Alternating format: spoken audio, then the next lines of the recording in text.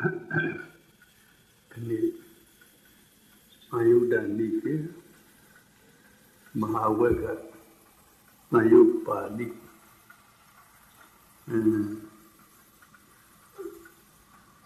Babinya we Kilana Togu Baba Piande Nimine Hopivan Mohogi Duriha Madamamado Shi Diyamadu Madam Yaujare Yaman Nibiame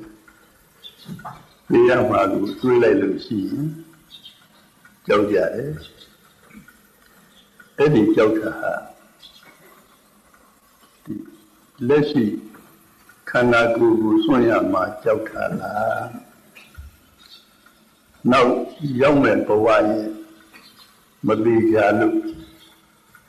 Madonia Mayatri Sam Pita for why Yaudry Luka Vel Tulupito Jaukala Yabu Jauni, a Mu Chili the Teganipa when you go to Zenry. Suara,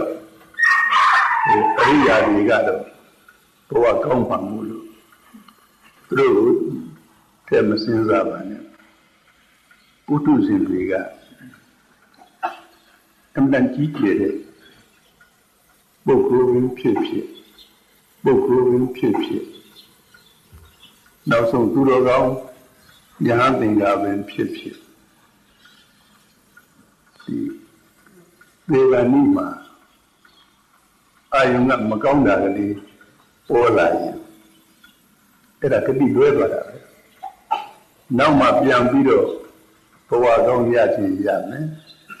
and the chamber of Canada Kadi Luede a few new Kadi Luesuda Magoneboa Yautuan Vida the Devanima Gand Gaman Name, Kadina May, Tidomu, the Mudo, Ecantia. Palomia, Ecantia, Madame Sudo, Yanzaya, Yingale, the gown, Jokimbo, Nani, about that, don't have people like any people like that. Yingale Doma the Dambulo Kaya Dwara Witty Kone Sign Najena Witty should be there now.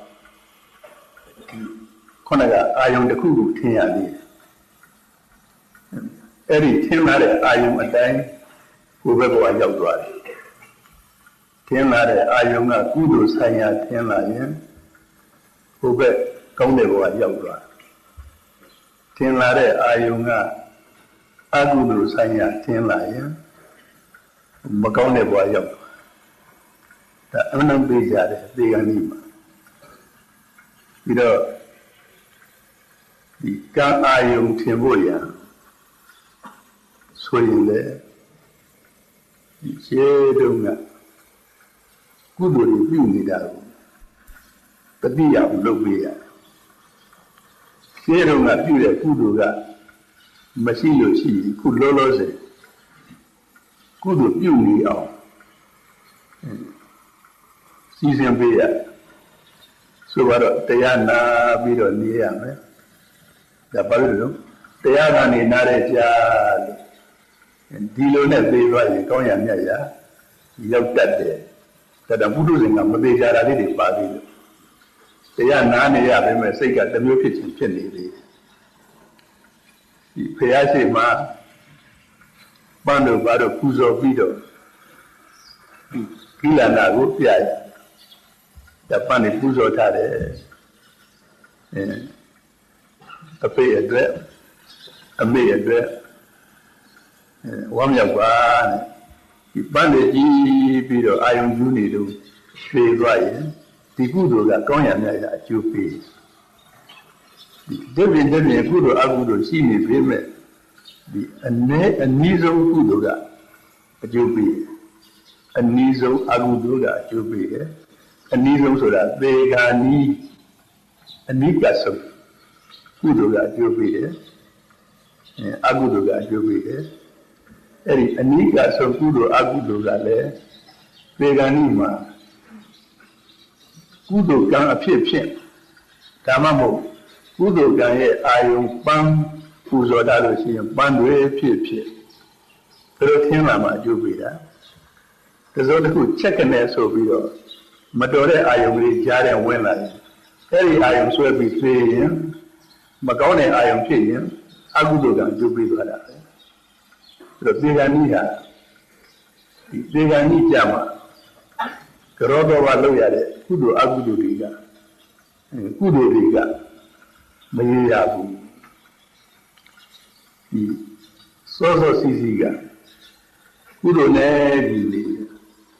မနဲ့စောလည်းမနဲ့ကုသိုလ်နဲ့နေ့လေကြတော့လည်းနေ့လေကုသိုလ်နဲ့ညနေကြတော့လည်းညနေကုသိုလ်နဲ့ညအိယာဝင်ကြတော့လည်းအိယာဝင်ကုသိုလ်နဲ့ဒီလိုကုသိုလ်တွေကမှန်းနေတယ်ဆိုလို့ရှိရင်ဒါမျိုးကိုအာစိဏကံအမြတ်မပြလက်ရတဲ့ကံလို့ဆိုတယ်သူအကျိုးပေးတာပဲအဲဒီအာစိဏကံကတလောက်ကောင်းနေတာတောင်မှကန့်နေတဲ့အချိန်မှာရုပ်တည်းကံတစ်မျိုးဝင်လာလို့ရှိရင်အဲ့ဒီကံကအကျိုးပေးတယ်ဒါကိုအာသနာကံလို့ဆိုတယ်ဒါကြောင့်အာသနာကံကမသေးကြဘူးအာစိဏကံအဖြစ်နဲ့ကောင်းတစ်နေ့လုံးကုသိုလ်စိတ်ကိုများများနဲ့အချိန်ကုန်မှသာပြီးတော့ကောင်းတယ်အဲ့ဒီကုသိုလ်စိတ်များများနဲ့အချိန်ကုန်တဲ့ပုဂ္ဂိုလ်သေဂာနိအဲ့ဒီကုသိုလ်တွေထင်လာတတ်တယ်ဒါကြောင့်အာသနာကံလည်းသူဖြစ်မယ်ဒီအမြဲလေးပြတဲ့အာစိဏကံလည်းသူဖြစ်မယ်ဒါကြောင့်ယဟန်ရှင်လူဤသူမဆိုပေါ့လေကောင်းတဲ့အလုပ်ဒီအမြဲလုပ်နေခြင်းကတော့အမှန်တန်ကောင်းတဲ့ဒီသေဂာနိမှာထင်ဖို့ရတယ်သူတန်ကောင်းတဲ့လမ်းပဲယခုဒီလိုမပြေကြတဲ့ပုံကိုယ်တွေကိုအနာကပြုပြင်ပေးရတယ်တရားစာရေးရုပ်ပေးရတယ်ဒီကကုသိုလ်အကြောင်းလေးပြောပေးရတယ်ဒီဒုဒ္ဒဂာမဏိအဘေယမင်းကြီးနိုင်ရသံဃာနိကြာတော့သူရဲ့ကောင်းမှုစိတ်ရင်းတွေဖတ်ကောင်းမှုစိတ်ရင်းတွေဖတ်တဲ့အထက်မှာသူကနားထောင်နေတဲ့သူကုသိုလ်တွေနားထောင်နေရကအရှင်မင်းမြတ်ညီတော်နဲ့စစ်ဖြစ်တုန်းကတော်တဲ့မှာဒီတယောက်စာပွဲတော်စာကိုမြည်ရဲ့အတူပါလာတဲ့အမတ်ရဲ့မိမိရဲ့ခွဲပြီးတော့စားဖို့ပြင်းနေတော့မှငါတို့အမျိုးဟာမလှူမတမ်းပဲလက်ဦးလက်ပြမလှူပဲမစားဘူးဒါကြောင့်ငါဒီချင်းနှံကိုပြန်အုပ်ချုပ်ပြီးတော့မင်းလို့ရမယ်ဆိုရင်အမှုတော်ပုဂ္ဂိုလ်ပေါ်ပေါက်စေတယ်ဒီလို့တိတ်ခံလိုက်တဲ့အပန်းကိုယဟန္တာကြားလို့ယဟန္တာအရှင်မြတ်ကြွလာပြီးတော့အလှခံတယ်ဘယ်လောက်ဝန်းပါလိုက်မယ်ဆိုတာမပြောနဲ့တော့နောက်ဒီသေဂာနိမှာကုသိုလ်တွေရှားပြီးတော့ဖတ်တဲ့အထက်မှာဒီကုသိုလ်ရအောင်တော့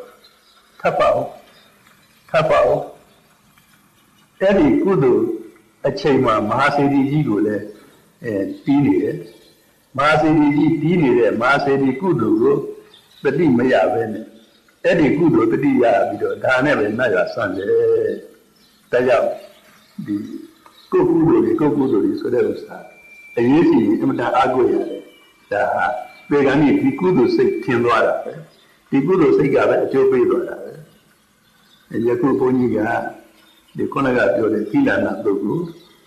ဖတ်ပြီးတော့ပြောပေးမယ်ဒီအခါတစ်ပါးဒီမြတ်စွာဘုရားရဲ့နောင်တော်ဖြစ်တဲ့မဟာနာပါဠိဝေမင်းကမြတ်စွာဘုရားကို ရောက်တယ်မြတ်စွာဘုရားရဲ့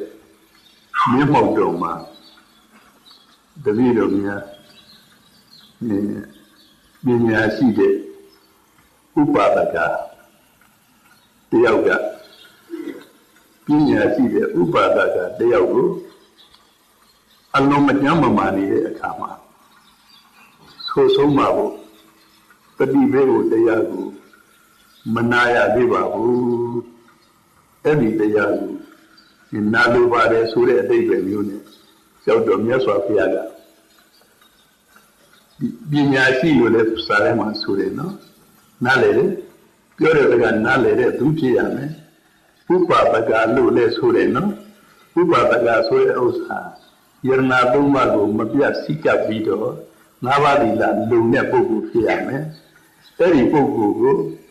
တိပြင်းဥပပကတယောက်ကပြောနေပုံကိုဘုရားဟောတော်မူတယ်မဟာနာမမဟာနံသဗ္ဗိနေနပညာရှိသောဥပါဒကေနဥပါဒကတယောက်သည်သဗ္ဗညောပညာရှိသောအာဘာဒီကိုလွန်စွာပြင်းထန်သောအနာရောဂါရှိသော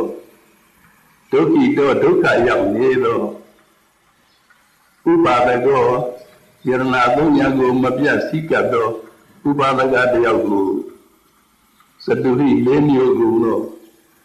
အဘပဏိယေဟိသက်သာယာရဝဲကောင်းကုန်သောဓမ္မေဟိတရားတို့ဖြင့်အဘပိတာဘောသက်သာယာရစေတတ်၏အယတမငါရှင်သည်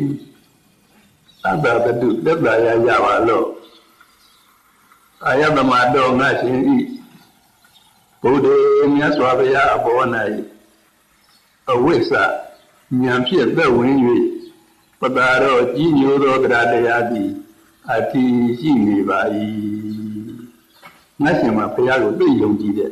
တရားတရားရှိနေတယ်မဟုတ်လားဒီမြတ်စွာဘုရားမှာ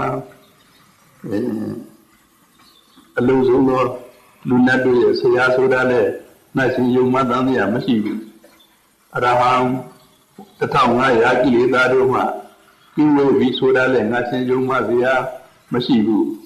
သမ္မာသမ္ဗုဒ္ဓအလုံးစုံကိုအကုန်သိသောသဗ္ဗညုတဉာဏ်တော်ကြီးရဲ့အရှင်ဖြစ်တယ်ဆိုတာလဲငါရှင်ယုံမှစရာမရှိဘူးပြီးတော့ဗုဒ္ဓမြတ်စွာကိုနှစ်ကာလကြီးဉာဏ်ဖြင့်သက်ဝင်၍ယုံကြည်နေတယ်မဟုတ်ပါလားအဲ့ဒါလို့သူကိုပြောရမယ်ပြောလဲဟုတ်တယ်ဒီဖရာကိုသူသိသက်ဝင်တာပဲသိယုံကြည်တာပဲဒီယောဂကတော့အမှန်ပြင်းထန်နေတယ်ပြေရမှာပဲဒီယောဂနဲ့ဒါလို့ပြောလိုက်တယ်နောက်ငါရှင်မှာဒီတရားတော်ကိုလည်းအမှန်တန်ပဲဝင်နေမဟုတ်ပါလားတကယ်တန်ဃာတော်ကိုလည်းအမှန်တန်ပဲဝင်နေမဟုတ်ပါလားအမှန်တန်ယုံကြည်တယ်မဟုတ်ပါလားငါရှင်မှာဒီငါးပါးသီလလည်းပဲအရိယာပုဂ္ဂိုလ်များသမဏဘဝရောက်တော့မှမဖြတ်နိုင်တဲ့ငါးပါးသီလလည်းငါရှင်မှာရှိတယ်မဟုတ်ပါလားဟောဒီလေးပါးကျွမ်းတဲ့သက်သာရဘုရားကိုနှစ်ကာလယုံကြည်တယ်ဒါဒီလိုပြောလိုက်တော့ဘုရားအပေါ်မှာသိယုံကြည်တဲ့စိတ်ကဒီပို့ပြီးတော့ကြီးမားလာတယ်တခါမြတ်စွာဘုရားရဲ့တရားတော်တွေလိုက်ကြည့်စမ်းပါသွားခတကောင်းစွာဟောတော်မူတာအမှန်တန်တိဋ္ဌိကမေတ္တရားတွေကကိုယ်တိုင်တွေ့မြင်နိုင်တဲ့အကျိုးရှိတာအမှန်အဂါလိကအချိန်မရွေးချက်ချင်းအကျိုးပေးတာလည်းအမှန်ဒါတွေသူယုံကြည်ပြီးသားခုပြန်ပြီးတော့တတိပေးနေတာအရိယာဘာသာတွေကြတော့ကောင်းကောင်းကျင့်တာလည်းအမှန်အရှင်သာရိပုတ္တရာကြည်အရှင်မောဂလန်ကြည်အရှင်မာဂတပတို့ကြည်ကောင်းကောင်းကျင့်တာလည်းအမှန်ဒီဖြောင်းဖြောင်းမမရိုးရိုးသားသားကျင့်တာလည်းအမှန်အဲ့ဒါလည်းသူယုံကြည်တယ်အဲ့ဒီလိုယုံကြည်ပြီးတဲ့အပြင်သူ့မှာ၅ပါးသီလမပြတ်ဘူးအမှန်တန်လုံးလုံးနဲ့၅ပါးသီလဒီတော့ဒီပုဂ္ဂိုလ်ဟာသောတာပန်လို့ဖြစ်နေပါပြီသောတာပန်မဟုတ်စေကမူသောတာပန်လို့ဖြစ်နေပြီဒါကြောင့်ဒီတရားတွေဒီစကားတွေကိုသူ့ရှိတာတွေပြောတာ တခြားကပြောတာမဟုတ်ဘူးသူရဲ့ဒီခုမကြမ်းမမာတဲ့လူမှရှိတဲ့တရားတွေပြောတာပြီးတော့အင်မတန်ဝမ်းပါလို့ဟိုကအမှန်တန်ကျင့်တတ်လို့နောက်ဒီပညာရှိတဲ့ဥပဒကတယောက်ကအမှန်တန်မကြမ်းမမာပြီးတော့နေတဲ့ပညာရှိဥပဒကတယောက်ကိုဒီလိုလေးမျိုးသောအကြောင်းအရာတို့ဒီသက်သာရာရစီပြီးနောက်ဆက်ပြောပါငါရှင်မှာဟိုမိဘတို့အပေါ်ငဲ့ွက်တွေ့တာတဲ့စိတ်မိဘတို့အပေါ်မှာဒီငဲ့ညာတဲ့စိတ်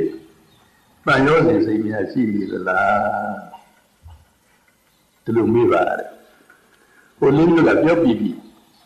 သူကအမှန်တမ်းဝန်ခံတယ်ရှိနေတယ်မိဘတွေငါများကွယ်လွန်သွားရင်ငါမိငါပါတွေဘယ်လိုဖြစ်ပါမလဲဆိုတာကိုတွေ့လာတဲ့စိတ်ရှိနေတယ်ငါရှင်ဒီငါရှင်ကဒီယောဂအမှန်တန်ကြီးကျယ်နေတာဖြစ်တော့တွေ့ရခြင်းသဘောရှိနေတယ်ဒီမိဘတို့အပေါ်မှာတွေ့တာ၍နေတွေ့တာ၍မနေနေငါရှင်ကတော့ဒီရမှာအမှန်ပဲဖြစ်နေတယ်တွေ့တာဒီဖြစ်စေမတွေ့တာဒီဖြစ်စေဒီရမှာအမှန်ပဲဖြစ်နေတယ်ဒါကြောင့်မိဘတို့အပေါ်မှာတွေ့ရတဲ့စိတ်ကိုဖြောက်လိုက်ဖွင့်စွန့်လိုက်ဖွင့်ငါရှင်ကိုတောင်းပန်ပါတယ်ဒီလိုပြောလိုက်ရင်ဟုတ်တယ်ငါကတော့မဟုတ်ယူရတော့ပါမိဘတို့တွေ့ရတဲ့နေရတဲ့အသေးမျိုးဆိုတာကကောင်းတဲ့သိခြင်းမဟုတ်ဖြတ်မှာပဲလို့ဆိုပြီးတော့သူပဲဖြတ်လိုက်တယ်ဒါကဆက်ပြီးရတယ်ငါရှင်မှာပါမယဟာတွေအပေါ်ညံ့ညာတဲ့စိတ်တွေ့ရတဲ့စိတ်များရှိပါကလားဒါကသူကလည်းအမှန်တမ်းနဲ့ပြောတယ်ရှိတယ်ငါရှင်ပါမယတွေအပေါ်မှာတွေ့ရတဲ့စိတ်ရှိနေပါတယ်ကောင်းပြီဒီငါရှင်ကတွေ့ရခြင်းသဘောရှိနေတာပါမယတွေအပေါ်မှာတွေ့တာဒီဖြစ်စေမတွေ့တာဒီဖြစ်စေငါရှင်ကတော့သိရတော့မှာပဲအဲ့တော့သိရမယ်သူတယောက်ကကြံရစ်တဲ့သူတွေအပေါ်မှာတွေ့တာလို့ဘာကျိုးရှိတော့မလဲငါရှင်တောင်းပန်တရားရှိအဲ့ဒီပါမယတွေအပေါ်မှာညံ့ညာတဲ့စိတ်တွေ့ရတဲ့စိတ်ကိုစွန့်လိုက်စမ်းပါလို့အဲ့လိုတိုက်တွန်းရမယ်ပြီးတော့ဒီလိုပြောလိုက်ရင်ပဲသူကပါမယတွေအပေါ်မှာတွေ့ရတဲ့စိတ်ကိုစွန့်လိုက်ပါလို့ဆိုလိုက်ရင်ပဲသူကလည်းပဲစွန့်ရှာပါတယ်ပြီးတော့ထပ်ပြီးတော့ငါရှင်ဒီပါမယတွေအပေါ်မှာတွေ့ရတဲ့စိတ်ကိုပယ်ပြီးလို့ရှိရင်မေးရစီအောင်လူအာယုကာမဂုဏ်တွေအဲ့ဒီလူအာယုကာမဂုဏ်တွေအပေါ်မှာများတွေ့တာသေးသလားလို့ဆိုရင်ငါရှင်ဒါတွေ့တာသေးတာပဲဒါလည်းပစ္စည်းဥစ္စာကလည်းပြည့်စုံတဲ့ပုဂ္ဂိုလ်ကိုလူအာယုကာမဂုဏ်တွေပေါ်မှာတွေ့တာသေးတယ်ငါရှင်လူအာယုကာမဂုဏ်ပေါ်မှာတွေ့တာဒီဖြစ်စေမတွေ့တာဒီဖြစ်စေငါရှင်ကပြရမှာပါဒီလူကာမဂုဏ်တဲ့ဟိုနတ်ကာမဂုဏ်ကအင်မတန်ပါပါတယ်ဒီမှာဖြားရောက်နေပြီလူကာမဂုဏ်တဲ့နတ်ကာမဂုဏ်က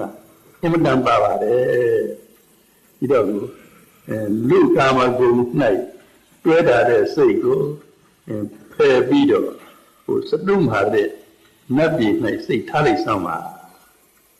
စိတ်ကူးနဲ့စတုမာတဲ့နတ်ပြည်ရောက်လိုက်စမ်းပါဟိုကအင်မတန်ကာမဂုဏ်တွေကောင်းပါတယ်အင်မတန်ကြီးကျယ်ပါတယ်ငါရှင်ဒီစတုမာတဲ့ကာမဂုဏ်တဲ့ဒီဒါဝရိနာက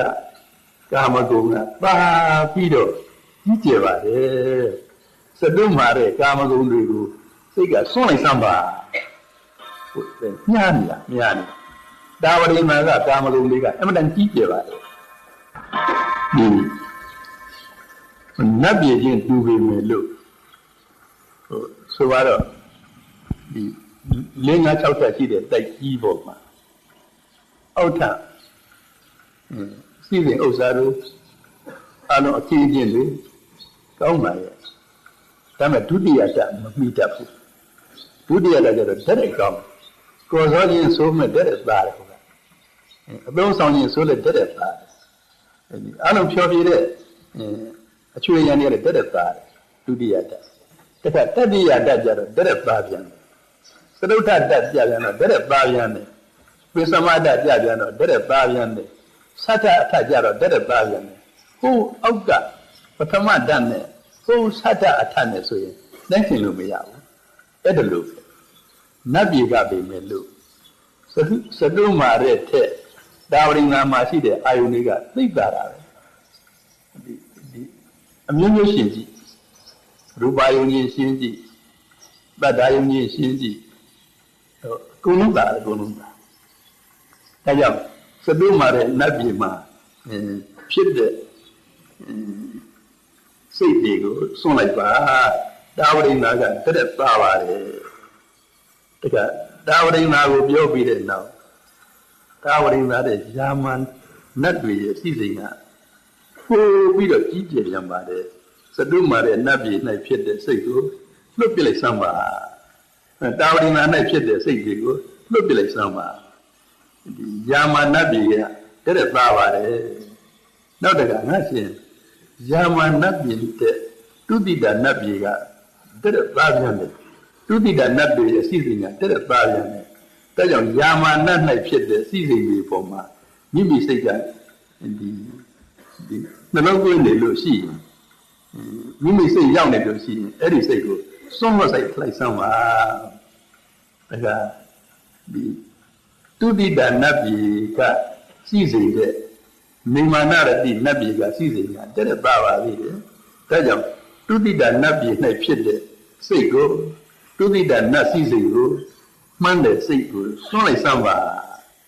ဒီနေမာနရတိနတ်ပြည်၌စိတ်ကိုထားလိုက်စမ်းပါတခါနေမာနရတိနတ်ပြည်ကစိတ်အတ္တိစီစဉ်တဲ့ပရဏိမိတဝတ္တဝတ္တိနတ်ပြည်ကစီစဉ်ကတက်ပါပါသေးတယ်အဲ့ဒီနေမာနရတိနတ်ပြည်၌ဖြစ်တဲ့စီစဉ်၌ဖြစ်တဲ့စိတ်ကိုစွန့်လွတ်လိုက်စမ်းပါဒီပရဏိမိတဝတ္တဝတ္တိနတ်ပြည်၌စိတ်ထားလိုက်စမ်းပါတစ်စင်းနဲ့တစ်စင်းဒီမြင့်သွားတော့အောက်ကစီစဉ်တွေကိုစွန့်လိုက်တာလေဟောထိတ်ဆုံးပရဏိမိတဝတ္တဝတ္တိနတ်ပြည်ရောက်သွားရောပရဏိမိတဝတ္တဝတ္တိနတ်ပြည်တဲ့ငါရှင်ဗြဟ္မပြည်ကပါ၍နှစ်သက်ဖွယ်ကောင်းတယ်ဒီအမတန်နဲ့မုံမြတ်ပါတယ်ဗြဟ္မပြည်ကငါရှင်တောင်းပန်ပါရဲ့ဒီပရဏိမိတဝတ္တဝတ္တိနတ်တို့တိုက်ဖြစ်တဲ့စိတ်ကိုစွန့်လွတ်ပြီးတော့ဗြဟ္မပြည်၌မိမိစိတ်ကိုတွန်းထားလိုက်စမ်းပါဗြဟ္မဖြစ်နေစိတ်ကူးနဲ့လူမမာကဗြဟ္မဖြစ်နေအဲ့ဒီဗြဟ္မပြည်ရောက်သွားတော့စိတ်ကူးနဲ့ဗြဟ္မပြည်ရောက်သွားတော့ငါရှင်ဗြဟ္မပြည်ဆိုတာလည်းပဲအနိစ္စတရားတွေနော်ငါကဥပဒကနော်ဥပဒကဆိုတာဒီတရားတွေနားလဲလက်ခံတယ်အနိစ္စတရားတွေဖြစ်တယ်မမြဲဘူးမခိုင်းကံဘူးဒီဗြဟ္မာတွေဆိုတာပုထုဇဉ်သာဆိုလို့ရှိရင်ဒီဗြဟ္မစီစိဆိုတဲ့ဗြဟ္မာရဲ့ဒီယုံနံခန္ဓာကိုကခန္ဓာ၅ပါးနဲ့အကျုံးဝင်နေတဲ့သက်ကာယနဲ့အကျုံးဝင်နေတဲ့တရားပါဒါကြောင့်ငါရှင်အဲ့ဒီဗြဟ္မပြီးမှစိတ်ကိုဒီထပြီးတော့စိတ်ကိုလွတ်ပြီးတော့ဒီသက်ကာယတို့ရဲ့ချုပ်ရဖြစ်တဲ့တရားအပေါ်မှာမိမိစိတ်ကိုပို့ဆောင်စမ်းပါတခါလေပရိယာစခန်းကိုပို့လိုက်ပါလေဒီသက်ကာယတို့ရဲ့ချုပ်ရလို့ဆိုတော့နိဗ္ဗာန်ရောက်သွားရောသောဧဝံဝဒေယသောထိုကိလနာပုဂ္ဂိုလ်သည်ဧဝံဤသို့စေဝဒေယကဲ၍ ပြောအာဟုသောငါရှင်မေငါဤစိတ်တံစိတ်ဒီဗြဟ္မလောကဗြဟ္မပြည်မှာဘုဒ္ဓတံထမြောက်ပြီဗြဟ္မပြည်ကိုစိတ်မသွင်းတော့ဘူးနှလုံးမသွင်းတော့ဘူးဗြဟ္မပြည်ကိုသက္ကာယနိရောဓသက္ကာယနိရောဓေသက္ကာယတို့ဤချုပ်ရဖြစ်သောနိဗ္ဗာန်၌စိတ်တံစိတ်ကိုဥပသံရာမိပို့ဆောင်ပါ၏စိတ်ဟာနိဗ္ဗာန်အာရုံရောက်နေပြီဧဝံဤသို့ဝိမု ക്ത စိတ်တသသက်ကာယမှလွတ်သောစိတ်ရှိသောပုဂ္ဂိုလ်ဥပါဒကတာဥပါဒကာဤအာသဝအာသောတရားတို့မှာဝိမု ക്ത စိတ်တေနလွတ်သောစိတ်ရှိသောဘေကုဏယဟန်နိတ္တိတကွနာနာကရဏံအတိအကျပြုကြောင်းအထူးကိုနဝဒာမိဟောတော်မမူအဲ့ဒီသက်ကာယမှာလွတ်သောစိတ်ရှိတဲ့လူဝတ်ကြောင့်ဥပါဒကာအတွက်သက်ကာယတို့မှလွတ်နေတဲ့ယဟန္တာဖြစ်နေတဲ့ယဟန်နဲ့ဘာထုတွေတုံးလို့ဆိုတော့မထုပါဘူးလူဝတ်ကြောင့်နဲ့ယဟန်ကိုဖဲရှိတော့တယ်စိတ်တချင်းကအကုန်လုံးတူသွားပြီပြီးတော့ဥပါဒကာပင်ဖြစ်တော့လေယဟန္တာဖြစ်နိုင်တယ်သူတို့အိဗယ်ကြသွားတယ်အဲ့ဒါလို့မြတ်စွာဘုရားကသက်ကာယသုတ်ကိုမြတ်စွာဘုရားကဝိလန္ဒသုတ်ကိုဟောတော်မူလေဒါကြောင့်မိမိတို့မလဲပဲပေါ့လေကိုယ်ရေးကိုယ်တာအတွက်လည်းပဲဒီတော့တိုင်းတွေးကြည့်ရလူကာမဂုဏ်တွေတဲ့နတ်ကာမဂုဏ်ကပါတယ်တို့လူကာမဂုဏ်တွေကိုမျောပြီးတော့ဘုံကြည့်ခြင်းတယ်လူအဖြစ်နဲ့ခံစားခြင်းတယ်ဒီစိတ်တွေဟာအောက်ကျနောက်ကျစိတ်ပဲဟိုနတ်ကာမဂုဏ်ကတဲ့ပါရာဘော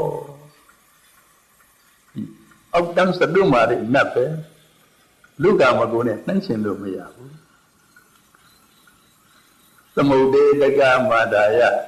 တိနေကေတကမာဒါယသမုဒ္ဒေဥဒကံမိနေ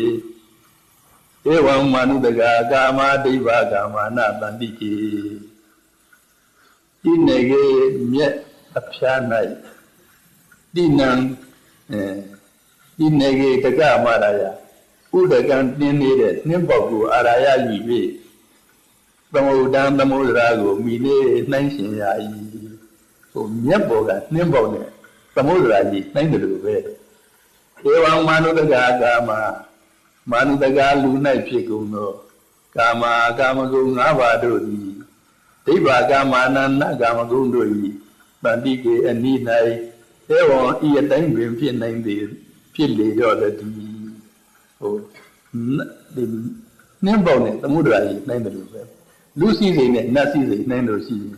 လူစည်းစိမ်ကနှင်းပေါက်လောက်ရှိတော့နတ်စည်းစိမ်ကသမုဒ္ဒရာကြီးလောက်ရှိနေတယ်ပြီးတော့ကိုယ်ပေါ်လေဒီလူလောကကြီးရဲ့ကိုယ်လူလောကကြီးရဲ့စည်းစိမ်အထူးအပြင်ဘုန်းကြီးဘဝမှာစည်းစိမ်လို့ဆိုရတဲ့အဝတ်တွေအနေတွေအစားတွေ